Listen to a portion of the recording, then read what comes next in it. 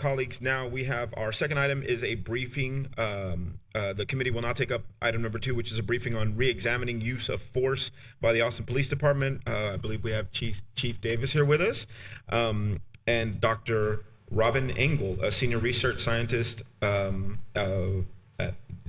Ohio State University. The Ohio State University.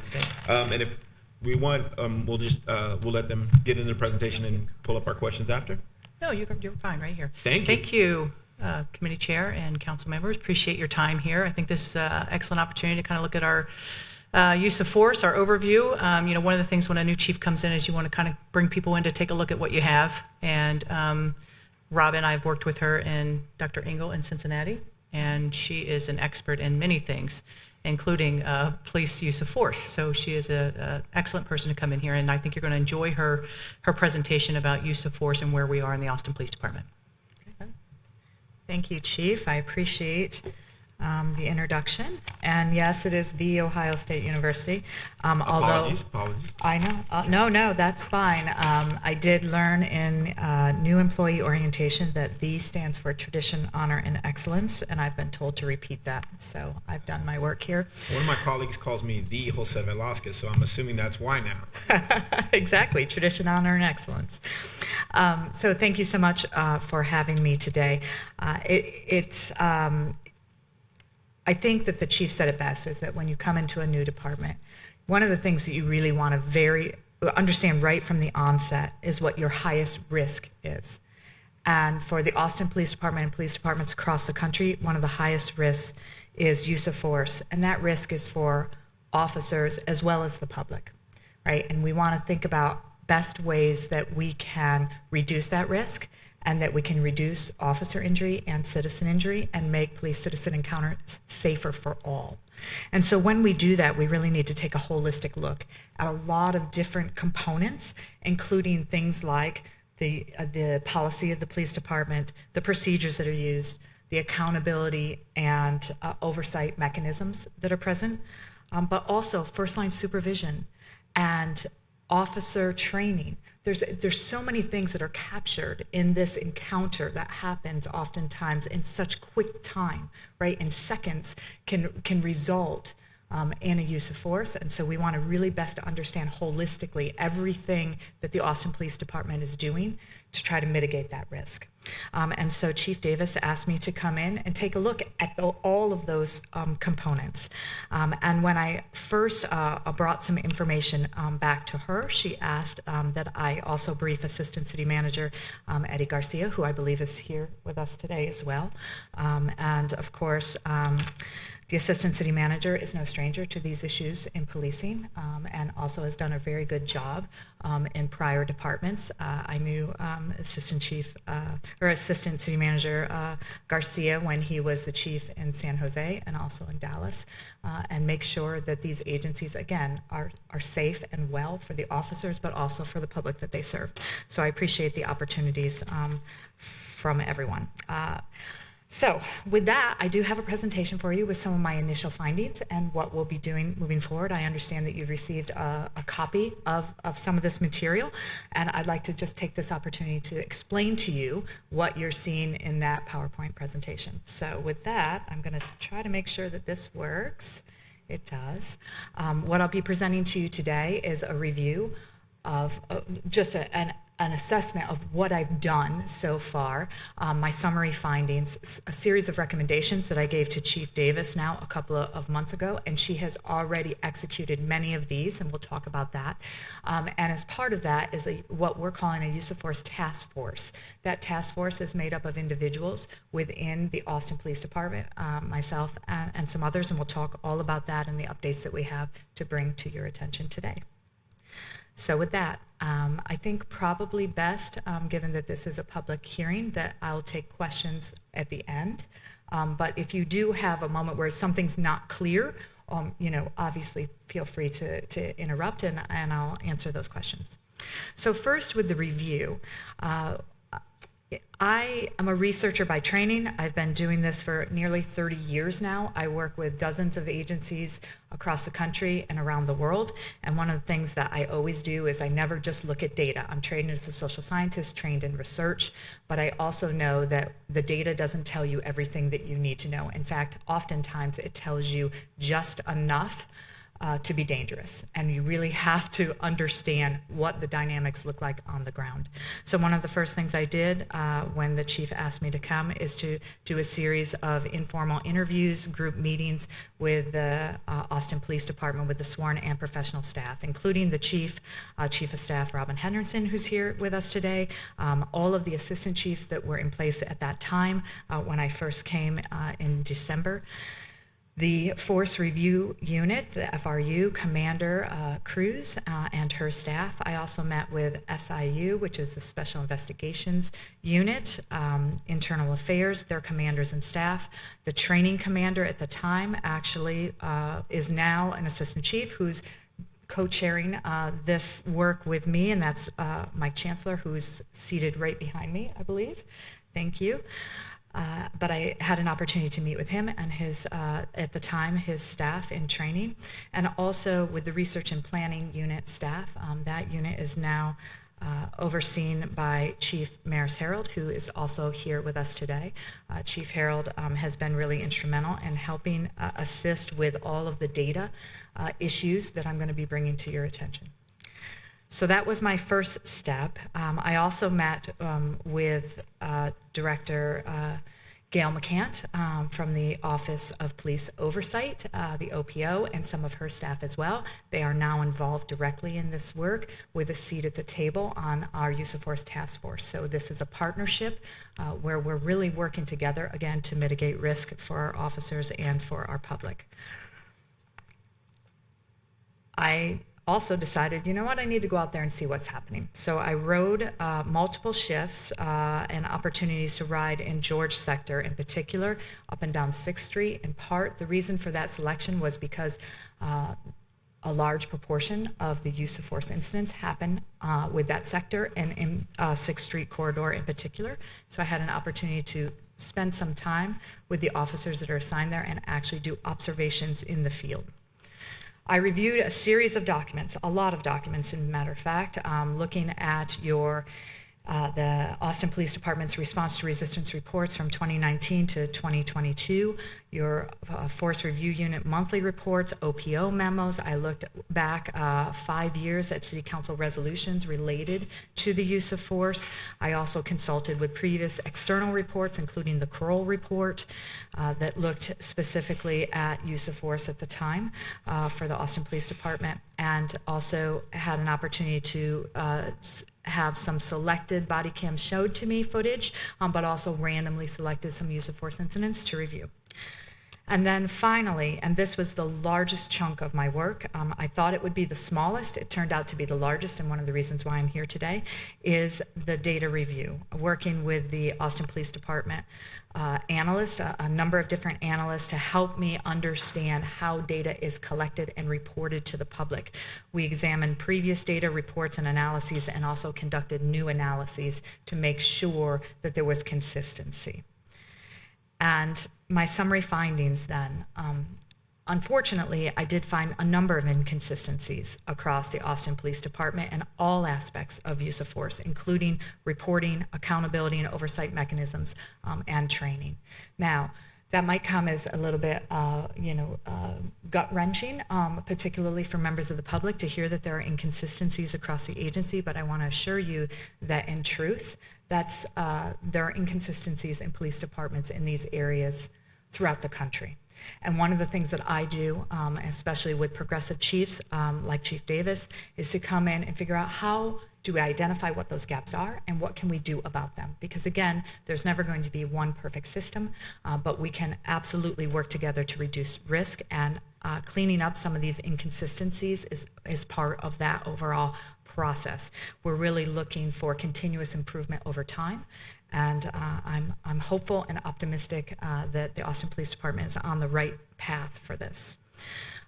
Having said that, there are significant issues, in particular with the data reporting, the reliability and the validity of the data that's available, statistical analyses that have been conducted for the police department, and the reports that have been issued. And I have found a number of errors and other things that we want to bring to your attention specifically, because the counting of the use of force is how you establish external credibility and legitimacy with your public, and we need to make sure that we get this right. And so this is another key part of what I'll be working on moving forward. And as part of that, I found interesting, a lot of agencies that I go in, I often see an underreporting of use of force. Here I've discovered that there's potentially an overreporting of use of force incidents. Now, there's a lot of reasons for this, and we need to really think through how that data is pulled together, presented, analyzed, and pushed back out to the public. And so I'll get into greater detail here in a moment, but these are the summary findings that I brought to Chief Davis, which is why she asked me to then brief you folks here today. So just to level set, these numbers have changed just in the course of my examination multiple times. So the fact that we have trouble just counting the number of use of force incidents in a particular time period has been a challenge, and I'll explain why in a moment. But we believe that these numbers are accurate to date. This is for last year, 2024, the number of subjects, individual subjects who had force used against them during an encounter with the Austin Police Department, 2,919 suspects. Now, the way that use of force is collected and analyzed with APD is at different levels. Level 1 force is the most severe form of force, and as you see here, it's reflected the percent of overall force that's reported as a level 1 is less than 1%. So this is very important and an excellent statistic to be able to put up there. And then the level of severity increases as you increase the level. So level 2s are more considered more serious than levels 3 and level 4s. Level 4 is the interesting one for me.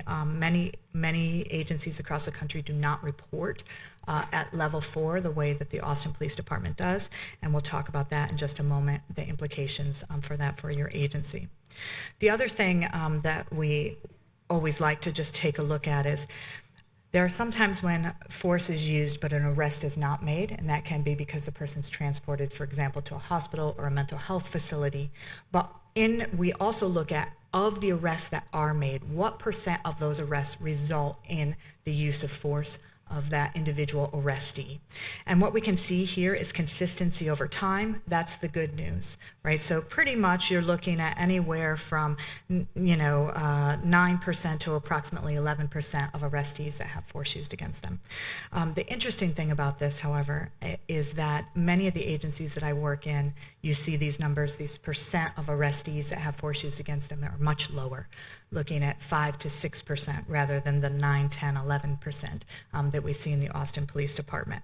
And so that was one of the first things that made me very curious about how force is measured and counted in the Austin Police Department, because this was unusual. And what I've realized is that the level 4s, which are the least severe uses of force, are likely contributing to this percentage. And that is because when a subject is taken under arrest and there's handcuffing and other procedures that are done, very minor interactions between the officer and the subject are counted by the Austin Police Department as force, which is why you see these elevated percentages here. And I have with me Assistant Chief Mike Chancellor, who's going to speak to this in just a few moments here, specifically when we talk about those different levels of force. But before we do that, I want to go into the data issues a little bit in more detail. So the use of force data issues, one of the issues here is how we count force. So if you think about this here, and I'm going to try not to bore you, right? I'm a statistician by training, but I'll do my best to make this interesting. But we talk about and we think about a unit of analysis. Now, a unit of analysis really defines who or what is being examined. That's all we mean by a unit of analysis. And let me give you an example that we can all relate to. If you want to know about our education system and you want to look at children's progress in schools, for example, right? And you want to better understand that, you could do a study that looked at individual children. So the children in the school is your unit of analysis, and you could determine how they're performing, for example. But those children, let's say 20 in a class, have the same teacher. That teacher has multiple classes. So it might be at the teacher level that you really want to better understand education, and therefore you would measure at the teacher level. Those teachers all then work in the same school, and it might be at the school district level that you really want to understand what the performance indicators are. And of course, that school district is located in a state where you would want to look at it that way. So you can think about different research questions that you would ask and different units of analysis that would be appropriate to answer those questions. Unfortunately, here with the use of force, the unit of analysis for many of the external reports that are done, including the open data portal, is sometimes inappropriate and can be misleading. And I'll give you an example very specifically for the use of force. So this is a chart that I produced many years ago when I was doing a study for the Louisville Metro Police Department and taking a look to see whether or not de-escalation training had an impact on their officers' uses of force. And so we needed to explain to people what counts as force. And when you take a look at this here with the unit of analysis, you can see if you have an individual encounter between an officer and a subject, that can be your measure, your unit of force, is that interaction. In that case, there would be one use of force. That's your count. But if let's say that particular encounter actually involved two subjects. Two people were there, and they both had force used against them. Now, your use of force is 2. It's a count of 2. It could be that the officers use multiple actions as part of that force. So it's not just one type of force that's used, but multiple types of force. In this hypothetical example, there are 6 then different uses of force. And then, of course, you can think about it at the officer level. And you can think, well, there were 3 officers that were there, and so the count of force is by officer. In this case, that would be the 3 would be the total. So you can see very quickly when someone asks you how much use of force you have, depending on where you measure it, the answer is different. And that is the case for the Austin Police Department. For you folks, in 2024, as I mentioned previously, you had just under 3,000 subjects that had force used against them. But if you think about it as how it's measured here, which is at the report level. So if a report is taken by an officer about a response to resistance, it can go across the number of subjects. And so in this case, for your open data portal, for close to 3,000 individuals that had force used against them, you put that out publicly as 6,301. You more than double the counts of use of force. Now, that's not to say that that count is wrong, but rather how you interpret it and what it means to the public is very different, right? So when we're thinking about, and most agencies and researchers across the country, again, depending on the specific thing that they're looking at and interested in, when they talk about the counts of use of force, most of them use that individual or the subject level. How many people had force used against them? That is the typical measure that's used. Now, internally, the Austin Police Department should be looking at, well, which officers and how many officers are having force used? And that's appropriate for a different question, right? But for the question for the public and how we talk about and think about force really should be at the individual or the subject level. So that's one of our first issues. A second issue is that the measures of force include actions that are not typically reported by many other agencies and not considered best practice across the country as a result. And this is where I'm going to ask my colleague, Assistant Chief Mike Chancellor, to come up and help explain the different levels of force and why we're particularly concerned about the inconsistency in reporting of level 4 force. So I have here for you folks the different levels. These are summaries pulled out of the APD policy regarding the different, and they refer to it as response to resistance rather than use of force, and that's something else that I'll mention as a change in the terminology recommendation. But nonetheless, these are the different levels that are here. But I bring your attention specifically to level 4. And Chief, if you'll join me up here and describe just a little bit what we mean by this level 4 force. So thank you, Dr. Engel, and thank you for letting me come speak. So when we talk about a level in 3 and 4, we created a level 4 and separated out of the level 3 many years ago. And since then, we've created different policy, different process for review and use of force. All level 3s and level 4s are reviewed in the exact same manner. Okay, so what we're doing with the level 4 is that right now is pressure points, which we're going to move into the level 3 category so that it still gets captured. And the other things that we're looking at clearing up, but things that are tricky and difficult for supervisors to go look at and figure out, well, was this a use force, was it not? And so when you have someone that initially holds their arm out and they're like, oh, I'm getting arrested, which I think we would all do, right? You're going to tense up if you're getting arrested, and the officer brings the arm behind the back like this. Sometimes people are saying, well, that was a use of force. You know, they tense their arm. And so it's not a use of force. It's the moment of being arrested where we're like, oh, wait, and you tense up and you have it, but you're not really doing anything. The other one that's really big that we deal with is when someone's been taken to the ground by another officer, and another officer runs up and they grab the legs to hold them. Say, hey, I've got the legs, I'm going to hold them so that they can't go anywhere right there. And so the person's not kicking their legs, they're not responding to resistance or anything, they're just holding the legs there. And so that's what we've been kind of over-reporting on to some extent. And we want to make sure that we capture everything. And so within our definitions, if you injure the person, if they have any kind of complaint or pain or anything, that's always captured in a level 3 response to resistance. So this is really just trying to separate those issues where it's hard for a supervisor to go out there and look at and see, is there a use of force or not here? And I'll invite Assistant Chief Chancellor to join me for questions too, if you have questions following the presentation. The next issue regarding the counting of force is we found this, and again, this is just a cleanup of the data issue, but a double counting across sectors. So if an officer is assigned, let's say, to Baker sector, right? You have a Baker, correct? What's Baker next to? Help me out, geographic. Okay, thank you.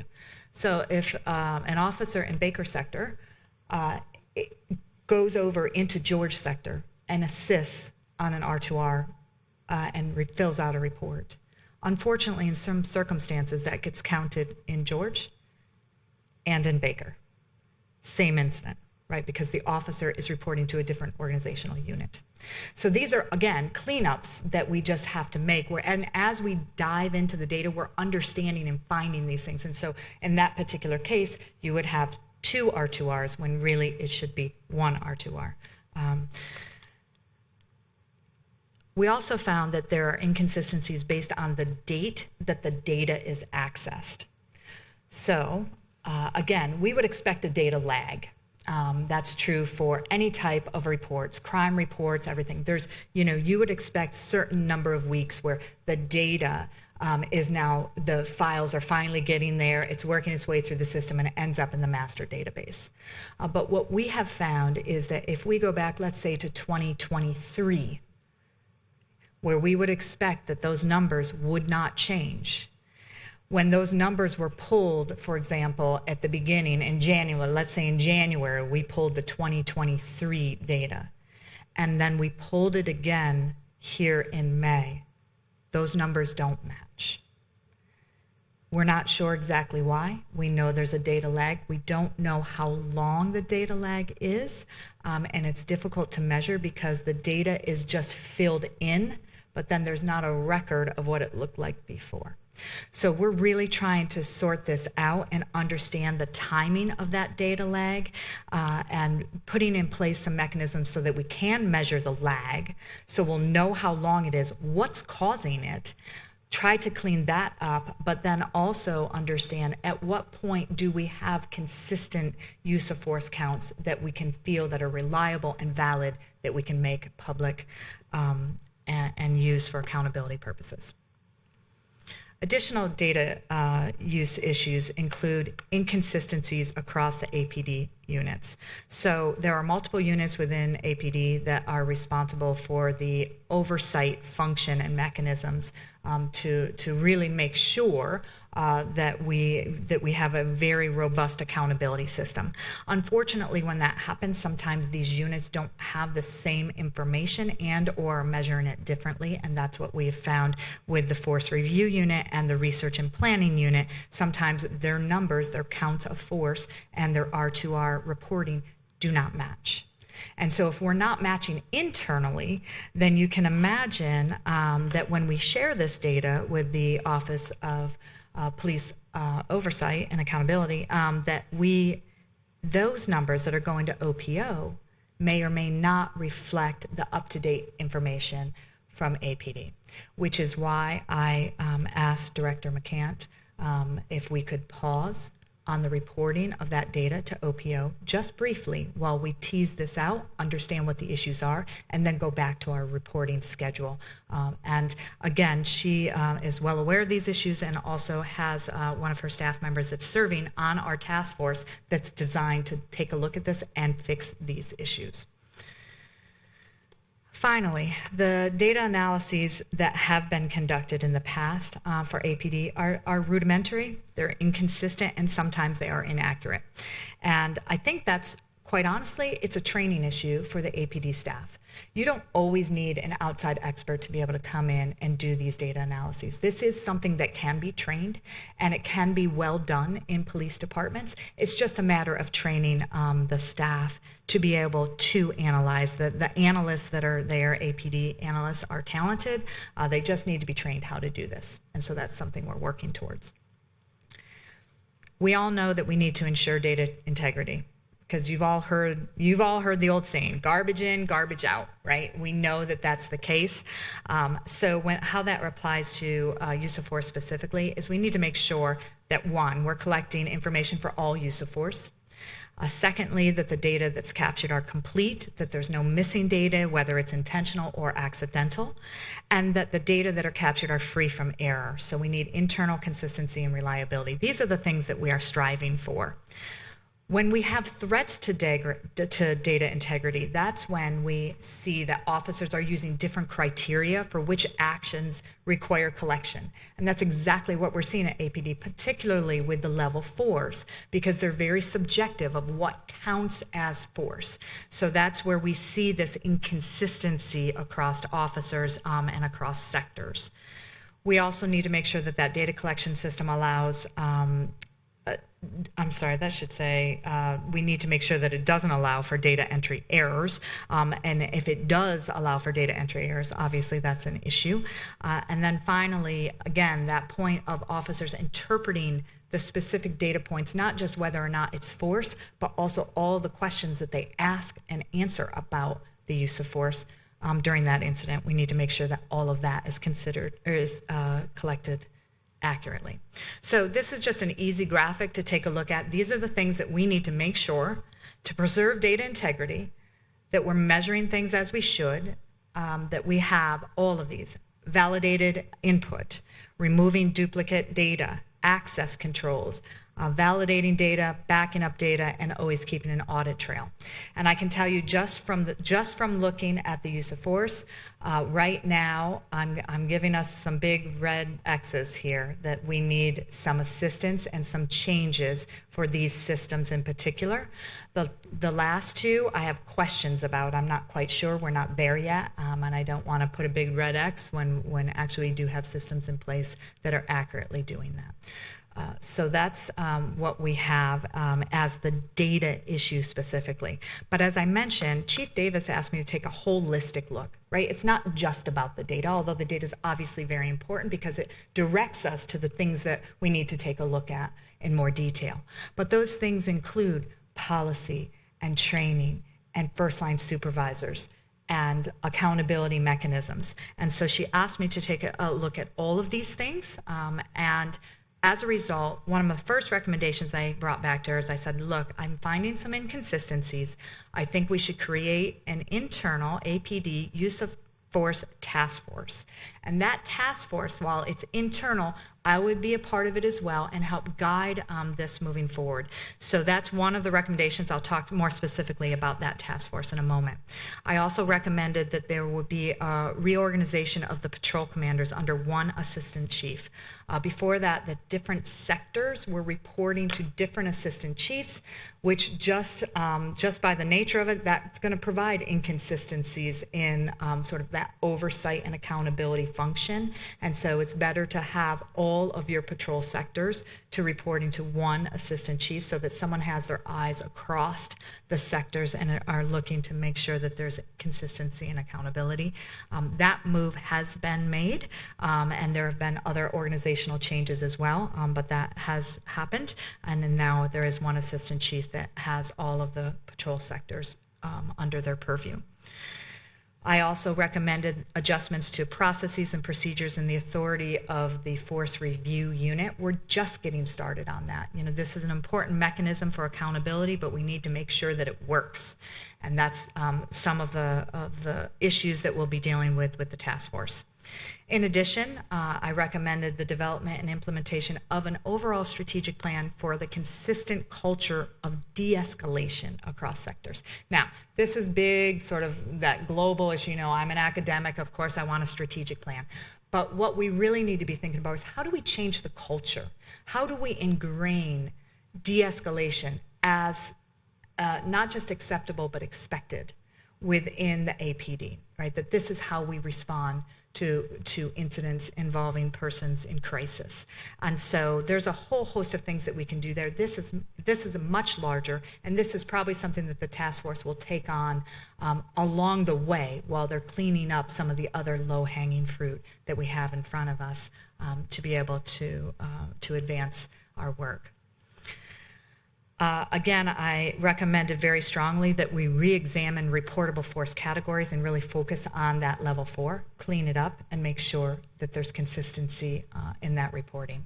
And that will require, by the way, a change to policy and also what is reported as force. This is a minor recommendation, but nonetheless, I think a symbolic and important one because, I'm sorry, not just symbolic, but important. Changing that terminology, right now it's referred to as response to resistance. It's a response to resistance form, but we all know that sometimes force can and is used against subjects that's not a response to their resistance. I think we just need to be honest about that and think about this as use of force. And so changing that terminology, I believe, will be important and set us on the right path.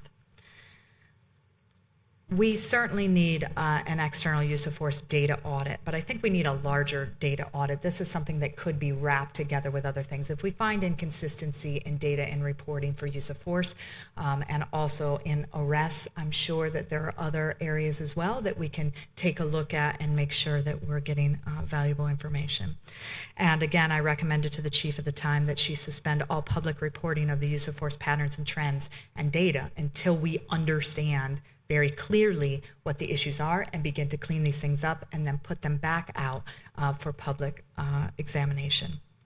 And that includes the historical response to resistance reports from 2019 through 2022. By the way, the 2023 report has not been released. And so we have an opportunity to set that as the template example for what we will be doing moving forward. So the 2023 report and the 2024 report will come out at the same time. They will then be used as those templates, and I'll help to train that staff moving forward. The recommendation was made to partner with an external team for that annual use of force reports. Again, my goal is not to be here forever, but rather to train the staff so that they can do this themselves. So that first template will go, and then you'll have internal capacity to do the work. And then finally, a review of ICAT. ICAT stands for Integrating Communications Assessments and Tactics. It is your de-escalation training that's used in the academy and in-service training. And that de-escalation training and other use of force training, we want to take a look at that and make sure that it's building the internal culture that we want to see.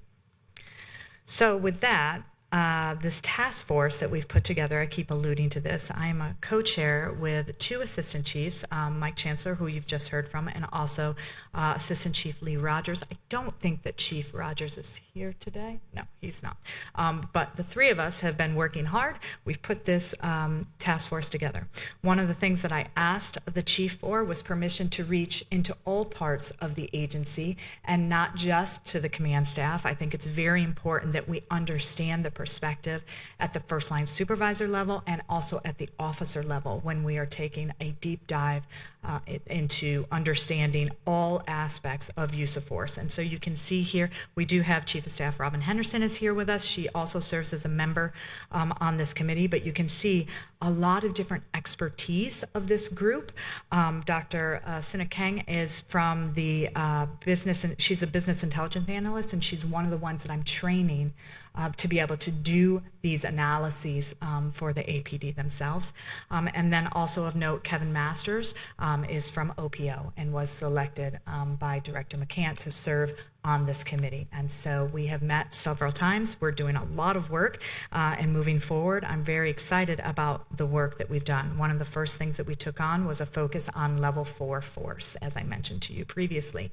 So we've reviewed over a dozen peer agencies, and actually when I said over a dozen, when I actually counted them up, it was 26 different agencies that we've taken a look at to understand their use of force policies, their reportable force, and their review process. So we're taking a look at peer agencies to see and confirm what other agencies are doing. What we see is a lot of inconsistency in how agencies deal with both the collection and the reporting of use of force. But nonetheless, we have some things that stand out as pretty consistent and best practices across, and we'd like to be able to start modeling those. So with our group looking at a review specifically of the Austin Police Department, we're looking at our use of force policies, all the reportable force categories, again, looking at training, accountability, and oversight mechanisms for force levels. And we really always want to keep in mind the guiding principle for all of this work, and this is directly from Chief Davis, is what is the impact on our community? And we need to keep that at the forefront of all of the work that we're doing. And then me, as the data nerd, I also want to say, well, what's the impact on the data analyses, and how can we make sure that we're reporting what's actually happening in the field? So again, taking a look at these use of force counts, and that level 4, you're looking at almost 40%. In some years, it is higher than 40% that fall into the level 4 category that we just want to take a close look at. Now, that does not mean that we are not going to be reporting the level 4s or any of them, that this number just goes away. That's not the case at all. We're looking at different alternatives, either collapsing them into level 3 and or for some of them, thinking about the training mechanisms so that we can have consistency, and some of the most minor that would not be considered force in any other jurisdiction, that we think about those and determine whether or not that makes sense for the continued reporting as force. It might be that we still want to have our supervisors know and understand and be able to review that, but as it stands right now, our first line supervisors aren't seeing these anyway because they're going in a different review process. So that's something we're taking a look at.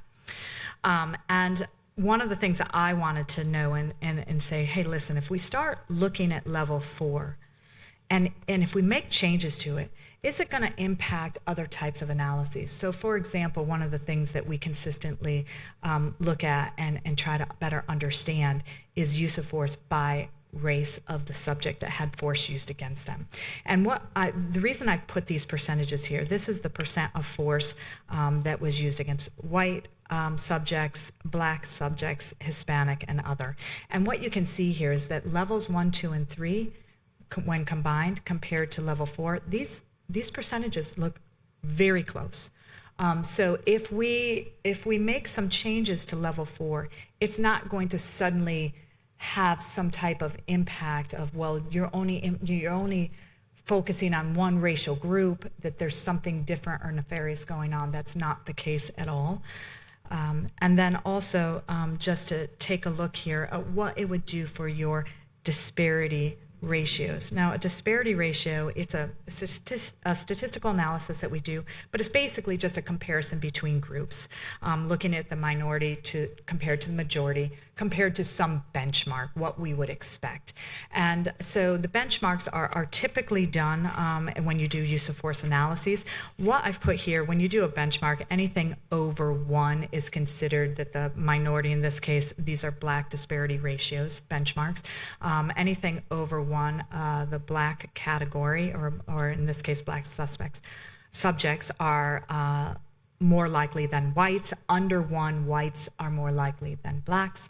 And I typically, rule of thumb for this statistical analysis, unless it's 1.3 or higher, I don't really see much or any real statistically significant disparity to speak of. So the good news is that across different benchmarks, you actually have a situation where you have very little racial and ethnic disparity at all in the use of force currently as measured. But one of the things I wanted to take a look at was what happens when the blue bar is all levels 1 through 4.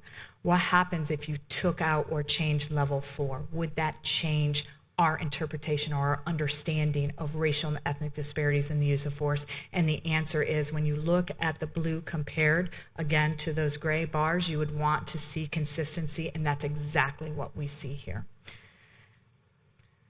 So I'm sure your eyes are glossed over at my statistics lesson, and so my apologies for that. But to tell you what our next steps are, first, we're going to provide a series of recommendations to Chief Davis and her staff about reportable force and the associated policy changes. So it's not as though this use of force task force is just going to go in and change things. We're going to write up what we'd like to see changed and why, and it'll go through a review process at APD, including sign off by the chief. We're also then, our next step is to really examine that accountability and oversight mechanisms, including that force review unit specifically. And I know that Assistant Chief Chancellor can tell you much more about the FRU because he was one of the individuals that helped create it in 2021. We will also be focusing on training and first-line supervision. If we're going to make any changes, of course, we need to make sure that people are appropriately trained and that that first-line supervisor is the most critical of all pieces, and so we're going to focus very heavily there. We'll be participating in more of a comprehensive overall data audit, reanalyzing those use of force data reports and reissuing the reports for previous years where we find errors, and introducing new reports for 2023 and 2024. And then finally, updating the use of force open data portal is going to be one of our recommendations, so that the unit of analysis, back to our unit of analysis again, so that the unit of analysis, so that when people look at your website and they want to pull and understand data and information about what's happening with use of force, that they're getting accurate information with context around it. It really should be reported at the subject level and not at the R2R report level, which is where it is now, where you are literally suggesting you have double the numbers of force than you actually do when you measure it by suspect or subject. So I'm happy to answer any questions that you might have. This will take you to my LinkedIn page if you'd like to see more of my work, but obviously happy to answer any questions that you might have at this time, and I may have to ask the chief to join me. Yeah, thank you so much, Dr. Engel, and thank you for the very detailed information on that. I had a few questions before I pass it off, colleagues, if y'all indulge me. I've read in some of the background that you have over 30 years experience in this type of work. Is that correct? About how often are these use of force reports initiated, where we have an external auditor come in and take a look at that? Well, that's Or is that common practice with police agencies? sometimes the external reviews are done because of a critical incident that's captured attention and or is considered problematic. And so then they want a holistic look. Other times, some agencies do this as a matter of routine. The best agencies that I've seen put out annual reports on their own, and they provide the context around them. So they're not just putting out just numbers, but rather explaining to the public what these numbers mean and putting them in context, particularly as it pertains to differences across racial and ethnic groups. So the very best agencies and most progressive in our country do this as a matter of routine.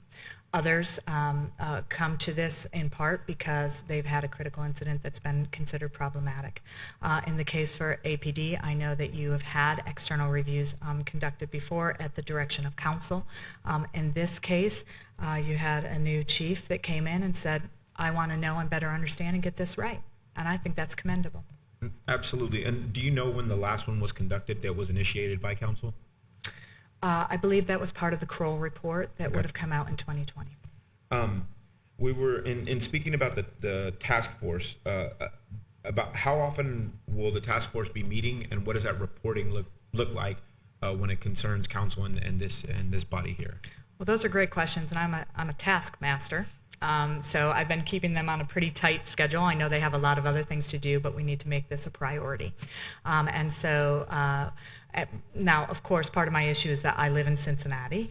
And so the first few meetings, I wanted to make sure that I was here in person to kind of kick it off. But I have to say I have such a great colleague here who's been working on this specifically when I'm not here. So we have met as a group 3 times, 4 maybe, something like that, 4 times. We're meeting again tomorrow. And the work will really dictate how fast we go. And also, of course, this initial part, I didn't think we'd get stuck at the data part, right? We have, and by stuck, I really mean we just have work to do. But we're continuing and moving forward. So it's really hard to put it on a timeline, but one of the things we will do as part of the task force is identify what are those tasks, how long do we expect, and what does that look like? Chief? Yeah, so we've met 4 times as a larger group. We've had some subgroups put together to take a look at the policies, the training, the different things like that. And we met at different intervals for those subgroups. Again, we have another meeting tomorrow morning, and we'll start going from there to see how often we need to meet, where we need to divide in subgroups again, and figure out the interval that we'll need to meet depending on the subgroup. Thank you, Chief. And on that, Doctor, you'd mentioned that you're going to be training APD staff to be able to conduct these analyses themselves. What is your expectation as far as how long you'll be with the department in order to implement or analyze and implement some of these changes? Well, that's a great question. And again, I think it's going to depend in part on what we see as we go through. So, for example, with the training, the accountability, and those things. And that's, really up to council's discretion and, of course, the discretion of the chief. So I leave that as potentially an open question. Thank you. Thank you, Doctor. The chief is here and would like to speak. Sorry. Yeah, excellent presentation, guys. Thank you. I think when you look at this, at least a year. We want to get this right. We want to, and to do it appropriately, I think it's going to look at least a year. So my hope is that Robin, she is very busy, but I hope that she, our relationship, that she'll, help us out and move forward with us, because this is really good work. And I think when we're looking at best practices across the country, APD will be at the top of this. Well, Chief, I want to commend you for initiating this without council direction. I really appreciate that. But 2, for all the work and the changes that you are instituting at the police department. Can I ask, as a chair, and hopefully my vice chair will indulge me on this also, that once we start getting some of these reports back, or start making some of this progress, that some of the task force come back to report to us. Oh, absolutely. On the progress that's being made. Absolutely. And those are all my questions, and I'll open it up to Vice Chair Lee. Thank you so much for this presentation. I really liked it. It really does seem like very solid and also very needed work. And so I appreciate that very much, Chief Davis, for initiating it, echoing what our chair has said. I really like the approach you're taking to establishing data integrity and a baseline and training, and also a little bit of reorganization to promote consistency. I'm just giving I'm not going to go through all the things I noticed, but a few of the high points of what I think is really important to ultimate success. And then I do have a couple of questions.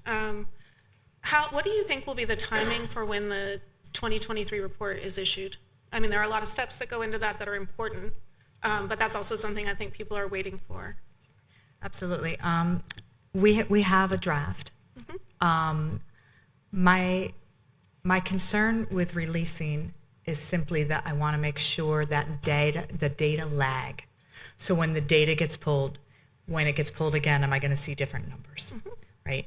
And we're not talking about a huge number, right? I mean, it's not going to change the substantive findings, but nonetheless, when you put something out, I have this, I remember I was training a doctoral student, and he came to me and said, had the cases, and I said, well, this is off by 20 cases. And he said, but there's, 2,000 cases. It doesn't matter. I said, you go back to the parking lot and you pick up those 20 cases that you just thought were not important enough to be in this data set, right? And that's the point, right? So I just need to make sure that there's consistency, because I do not want to come before council again and say, hey, that 2023 report that we put out, we need to make some corrections on it. And I completely agree with that. And I really appreciate the steps you're taking to make sure that we get there. I'm not trying to rush it at all. Well, we do have a draft. I mean, it's not like we're starting from scratch. We're not. We're just trying to make sure those data systems are accurate. Am I gathering correctly then that the correct and reissue of 2019 through 2022 will probably come at the same time as 2023, all of those as a set? Yes, absolutely. And one of the things that we're taking a look at right now is, does it make sense to just correct? We believe actually there's minor errors in 2022. The ones prior, I don't think that there are errors that are, dramatic enough that we would need to reissue.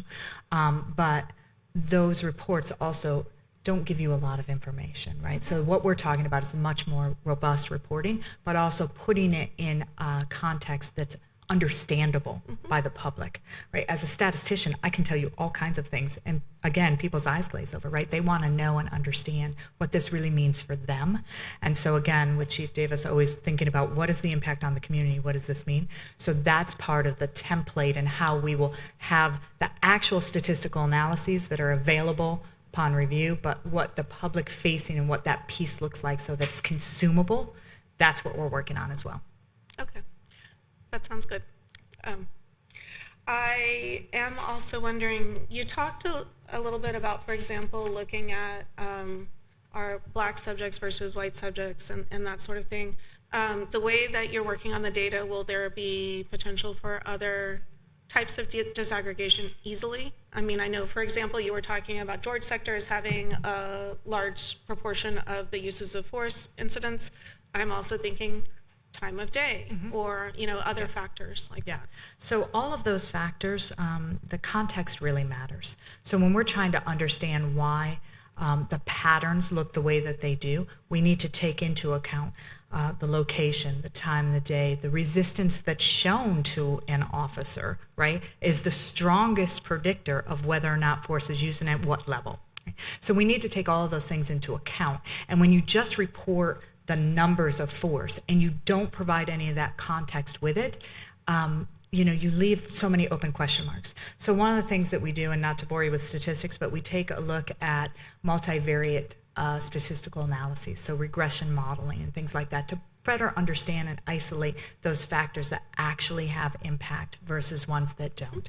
And so all of that is, again, things that I'm training your analysts right now to be able to do on their own, so that they'll be able to take a look and present this not just numbers, but in context of how these officers are actually responding to resistance. Thank you. That's wonderful. Okay. I also wouldn't understand the details and really appreciate that you have found us a consultant here who can do such depth of analysis and training. Another question I have, and I imagine it's already part of what you're doing, but you mentioned continuous improvement as we go across time. Of course, we're getting these data sets that we're going to be able to rely on.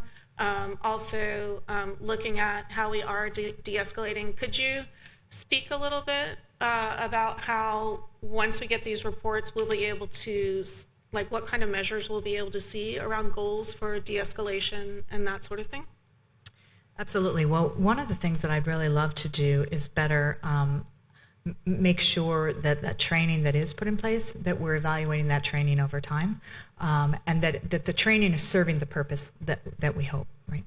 And so there's ways to do that with the training academy and staff right now, so that they can also be looking and understanding their progress over time. So it's not going to be just a, part of this use of force report, right? That report out. There's going to be, I envision, and I know that this chief shares this vision here, of a learning organization where you're looking at lots of different things and using data to really inform the decision making over time, right? So that's the type of thing that we're hoping to put in place. In terms of the de-escalation piece itself, there's so much that's been happening at the Training Academy. Actually, under Chief, if you'd like to talk just a little bit, I know that was your former assignment, but a lot of different changes that have been happening at the Training Academy related directly to use of force. So the main thing that we're doing in use of force is we're looking at ICAT and how do we integrate that. Dr. Engel talked about ICAT earlier. That's your primary de-escalation training.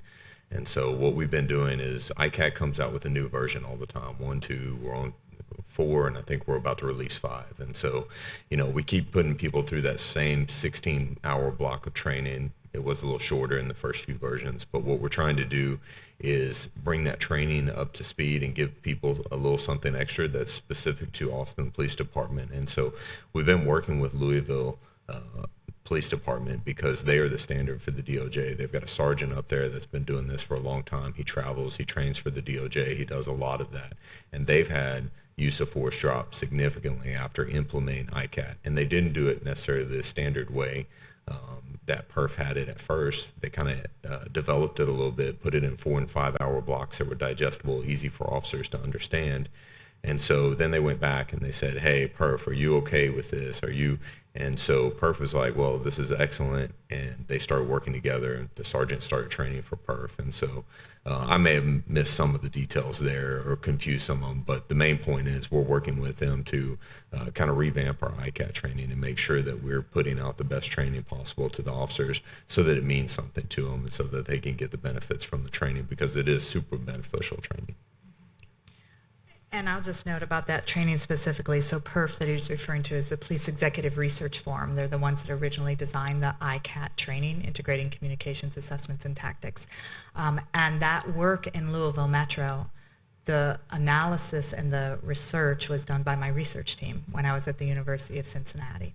And so it is the first and stands alone as the only evaluation that has demonstrated significant reductions in officer use of force and officer injury and citizen injury. So 26% reduction in citizen injury. We used a randomized control trial design, a modification of that, so one of the strongest research designs, and we're able to demonstrate. Prior to that, officers really thought, you're going to teach me to hesitate and you're going to get me killed out there.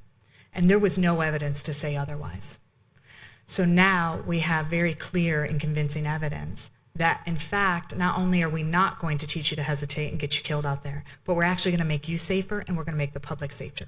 And how we continually change that training and update it, Louisville Metro is working really hard now with the first line supervisors. What do they need to do to reinforce that training outside, because the training happens and then we have, and we've actually measured it with them, training decay. Right? So how often do we have to train? And what can we do in between training interviews to continue to make sure that we're an agency that values and expects that type of interaction that is de-escalated? That's what this training academy is working on. I'm so proud to be a part of it. Okay, I just have one more comment. I guess I'm not really sure how it would fit into how the data is already, but so some of the creative things that I think Austin has rolled out, not all the way, but piloted and beginning to roll out things like mental health response to 911 calls and that sort of thing.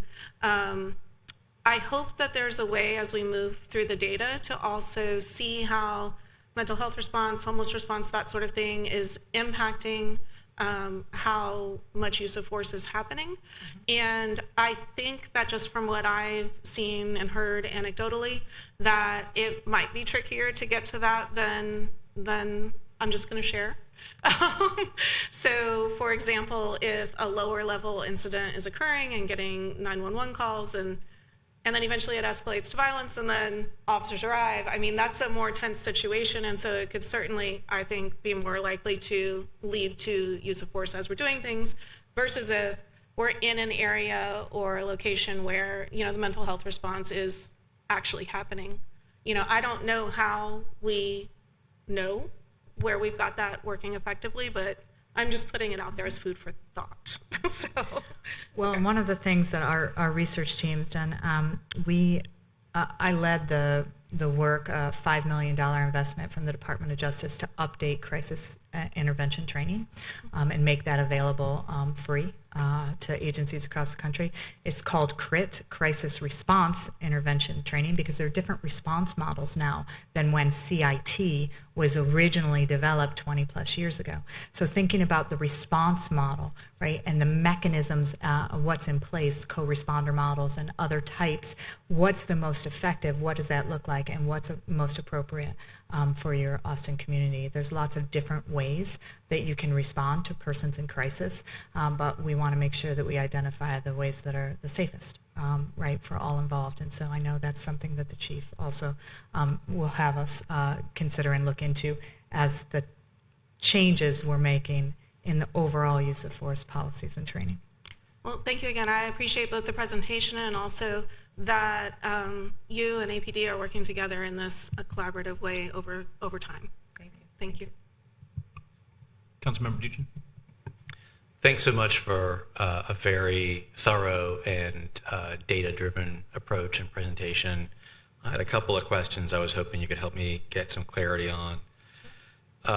The first, my biggest struggle with this is trying to understand. I know you looked at lots of, you've been looking at a lot of peer agencies. You mentioned Louisville just a moment ago. I'm trying to figure out how come there seems to be no existing model or standardization in the space, that a textbook somebody else has written going through the exact same challenges that we are, that we can't just borrow that, open it up, crack it open, and basically have a great shortcut for implementing this solution. It seems like we've done a tremendous amount of work building out what seems to be a proprietary system for Austin. Is there no off-the-shelf version from Louisville or anywhere else that we could be adapting? And when you say off-the-shelf version, are you talking about the data collection piece, or are you talking about? I mean, our Just entire the understanding entire, and yes. approach to use of force, Okay. whether it's data metrics or anything else. Yeah. Well, part of our largest issue, and this is true in policing and every aspect of policing, 18,000 law enforcement agencies in the United States with very inconsistent standards across.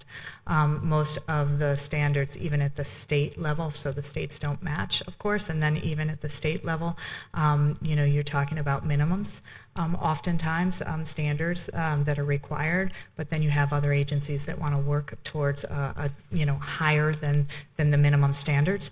So you see just this reflection of all different types. It's really Yeah. Chief. I think, Yeah. Councilmember, for me, it's looking at what is our specific problem, right? So until we get an audit and we're actually in there looking at exactly what we have, that's impossible, because every agency, to Robin's point, is very different.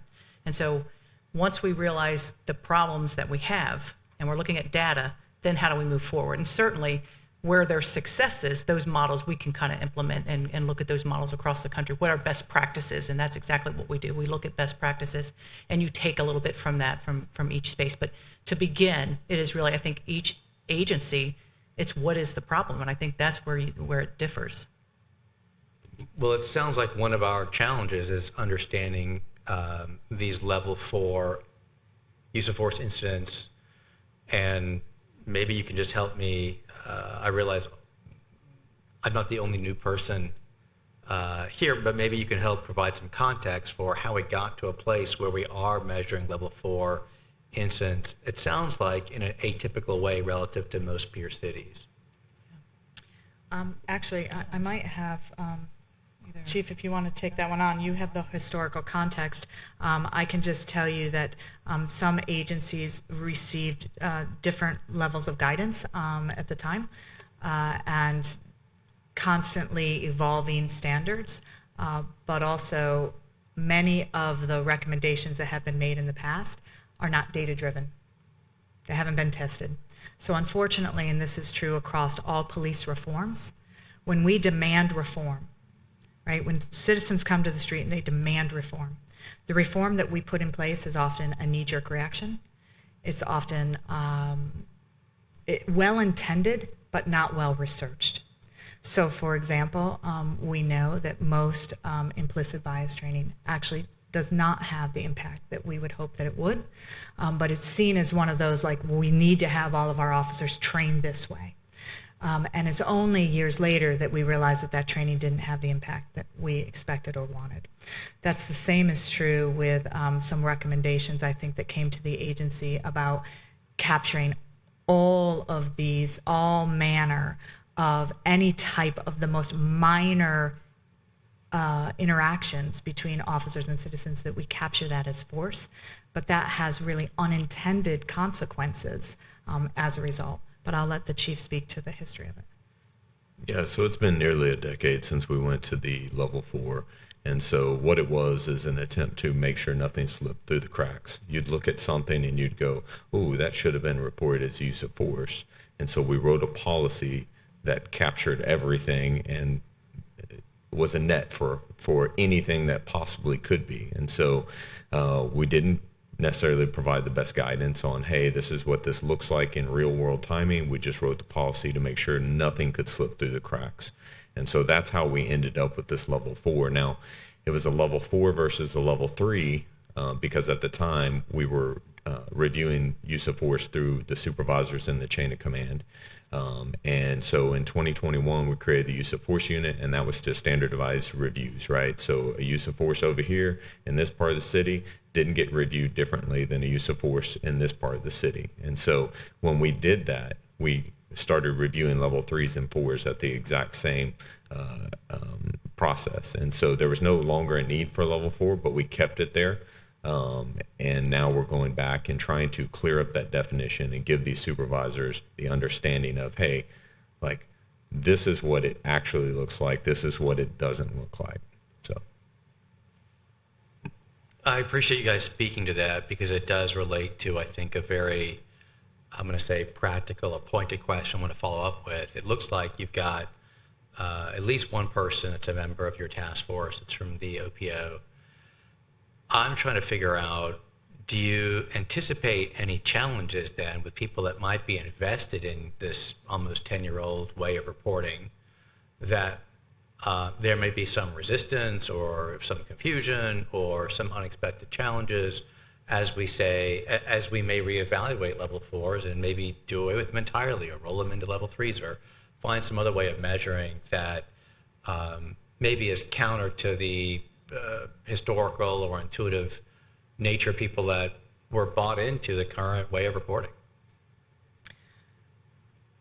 I anticipate that there will be differences of opinion, and I actually specifically asked for a task force that would give me differences of opinion, right?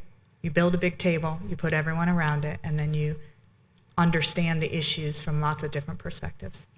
At the end of the day, we want to make sure that everyone has the same purpose, and that purpose is to make police-citizen encounters safer for officers and for the public.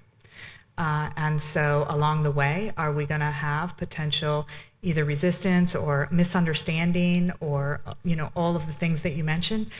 I believe that's true. However, one of the things that we're also very invested and committed to is making sure that we're clear, that we're transparent, that we are giving the proper training and educating our public while we're training our officers, right? We need to do both. and so that people understand why the need for the change and what it means for them. But Chief, I mean, you've asked us to challenge people, right? And to challenge that conventional wisdom and thinking, but bring them to the table and understand their concerns. Yeah, that's right. Yeah, I mean, there's got to be some collaboration, and to your point, we will absolutely have those differing opinions. I think when we get to the end of this task force and we have recommendations and we bring it before council, there's going to be questions there. And so we have to talk about how are we training, how are we moving, how are we getting this into the community. There are many, many moving parts to this, but we have to, I think it's worth it. Certainly appreciate the intent for being as inclusive as possible. Related to that, can you just give me kind of a broad sense of looking through the peer cities, and you mentioned 18,000 different, law enforcement, different levels. How many, generally speaking, how common it is to view use of force with level 4 in the way that Austin does? My question is really how much of an outlier or a norm is this? So when I said I've worked with dozens of agencies, it's probably an understatement. I've led over 100 different research projects, so I've worked in lots of agencies. I have never seen an agency that interprets use of force the way that Austin PD does. Now, that's not to say that their policy doesn't look similar to others, but the actual interpretation and how it's being reported by officers, I have not seen that before. Now, there are some agencies that have had really sort of very, very problematic. I do not think that Austin Police Department is a very, very problematic agency, right? But there are agencies that are out there that need that type of absolute, I'm hesitating with my words here because it's not that additional information. It's only valuable if it's going to be used to change culture and at the supervisory level. Right now, those level 4s aren't going to those first line supervisors anyway. You're not changing culture. You're not changing anything here. That's why we need to make sure that we put in what is our plan for a holistic cultural change.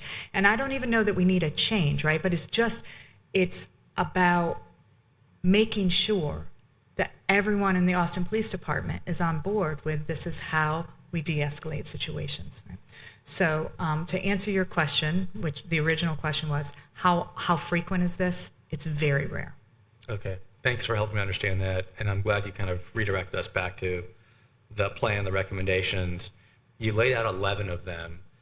Can you give me a sense of which ones are the low-hanging fruit? Which one? I mean, obviously, like strategic plan, and some of them could be very long-term. Don't know how long the task force plans to meet and provide recommendations, but what are sort of the immediate steps that you sense of those recommendations that we could start to implement sooner rather than later that would that would benefit the police force as well as the community? Well, one of those, and I described it as low-hanging fruit, but I probably shouldn't have, because it was actually a very bold move by the chief and her staff, was to change the organizational structure. Mm-hmm. That's already happened. So it's low-hanging fruit in that it's been done, but it was a significant change. Chief, you want to speak to that? Yeah, no, I think that's absolutely true. Imagine, I come here and it's 3 assistant chiefs in charge of all the sectors, and you're having 3 different messages, you're having 3 different priorities. And so to put that under one assistant chief, and that's Assistant Chief Mike Chancellor here, that gives us consistency, he's meeting with these sector commanders once a week, they're in a room, and it's getting talked about what our priorities are, what are people seeing, and so that consistency's there, and that's a start. And, I think even just looking at and cleaning up the data, that's going to take us a little bit, but we can do it piecemeal, right? We can do it along the way. Looking at level 4, uses of force, we're going to have recommendations very soon to the chief to look at, and then then the process is, okay, well, how do we train it? How do we change that policy? What does that look like? So we're on our way. I feel very comfortable with the progress that's been made to date. I mean, even just setting up one of the recommendations was set up this task force, and the chief said, done immediately. Tell me who you want. And that's when I said, well, we need, I want it at every level. I want these things. And that was immediate. So I'm encouraged by the pace of the change. Me too, and I'm looking forward to those in the next 9 to 12 months. Last question, and I'm not sure the delicate way to ask this, but you mentioned what it sounded like a relationship, or at the very least correlation between reforms here and citizen injury and officer injuries. Is that correct? Reforms across the country have not been based on evidence, right? So things that are put in place often have unintended consequences. And I'm not speaking directly about necessarily Austin PD, but rather that's a consistent theme. I've written about this, many scholars have, and especially so, for example, 21st Century Task Force on Policing that was put out, President Obama's 21st Century Task Force on Policing identified 6 different pillars and a series of recommendations for changes. Those recommendations were very profound and important in our field, but very few of them actually were based on research. And so now, as researchers, we're going back to see, okay, what's working, what's not. It's not to say that everything that we have to do is evidence-based, because that means, a lot of times we don't have the evidence, but we have to use innovation and then be ready to test and make adjustments. So that's my comment about police reforms. Okay, I might have misheard. I thought you mentioned that implementing some of these use of force recommendations have led to reduced citizen injuries and reduced officer injuries. Is that not the case? Oh, no, that's certainly the case, that there have been reforms that have been put into place. So, for example, de-escalation training, right? We know that training now, we have the evidence to demonstrate that particular training does reduce officer injury and citizen injury and uses of force. So there's certainly reform efforts that are effective, right? The idea is, well, let's bottle those, let's bring those to the table and make sure that we're doing that, but then also let's innovate and test along the way. And the other things that we know that are not working or are not effective or potentially have unintended consequences, those are the things we need to shed. So along those lines, I'm curious if there's any other existing relationship between the reforms and also bringing down what I'm going to call like the litigious episodes that we deal with as a force in a city regarding use of force. Is that also in the cards? Yeah. I hope so, but Chief, I'll let you speak No, I directly think to that's that. absolutely true. I mean, there, correlation between a well-trained force and yes, lawsuits would go down. Okay, thank you very much. Yep. Thank you so much, colleagues, for your questions. Dr. Engel, thank you so much for working with our office, especially to be able to be here today. We know you made it a priority to come down here, and I want to thank the chief and our ACM with the level of urgency and transparency that they met this issue with, and how we wanted to get before this committee as quickly as possible. So we really appreciate y'all. Thank y'all so much for your service and for the report. Great. Thank you all. Thank you. Thank you so much. Colleagues, that'll take us